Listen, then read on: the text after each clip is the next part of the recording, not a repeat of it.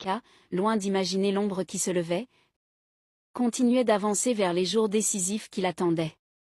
Les semaines suivantes apportèrent à Amaka une accalmie trompeuse, car son salon grandissait, sa clientèle se fidélisait et sa vie semblait enfin alignée. C'est justement pendant cette saison lumineuse qu'un après-midi ordinaire devint une porte vers un destin inattendu. À la sortie d'un supermarché, une berline se rangea près du trottoir, la vitre s'abaissa et un homme au regard assuré lui proposa poliment de la déposer. Il s'appelait Obina, un célibataire connu en ville pour ses réussites. Il avait reconnu Amaka grâce aux photos de ses coiffures qui circulaient sur les réseaux.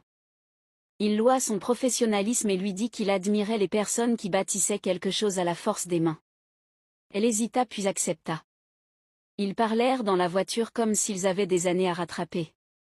Il la déposa devant son salon et repartit avec une promesse simple, la revoir très vite. Il tint parole car il revint avec des fleurs, puis avec des commandes pour ses sœurs, puis avec une invitation à dîner. La relation prit racine, solide et claire. Obina ne cachait ni ses intentions ni son admiration. Il offrait des cadeaux mais surtout du temps, de l'écoute et des encouragements. Amaka, touchée, partageait chaque joie avec Toniola et Chizon. Elle leur décrivait les rendez-vous, les attentions, les rires.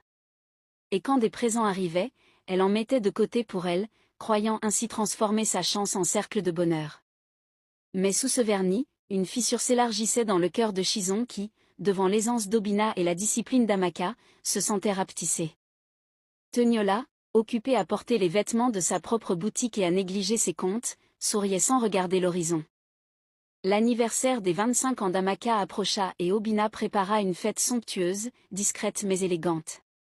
Amis, clientes et voisins se mêlèrent.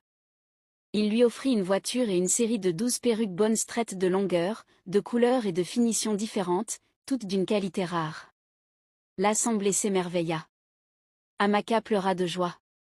Obina lui chuchota qu'il voulait 12 rendez-vous pour 12 perruques, un rituel d'amour, et la salle éclata d'applaudissements. Les jours passèrent et chaque sortie avait son style. Amaka postait parfois des photos innocentes et la petite notoriété qui venait avec la réussite attira encore plus de clientes. Un matin, Chizon demanda à emprunter la longue perruque noire. Amaka répondit doucement qu'elle la réservait pour le prochain dîner avec Obina et qu'elle lui prêterait ensuite. Cette réponse, banale et raisonnable, devint pour Chizon une morsure. Elle convertit son ressentiment en certitude délirante. Persuadée qu'Amaka monopolisait la grâce du ciel, elle glissa dans l'ombre d'une décision funeste. Elle trouva un homme louche, acheta une substance, un soir où Amaka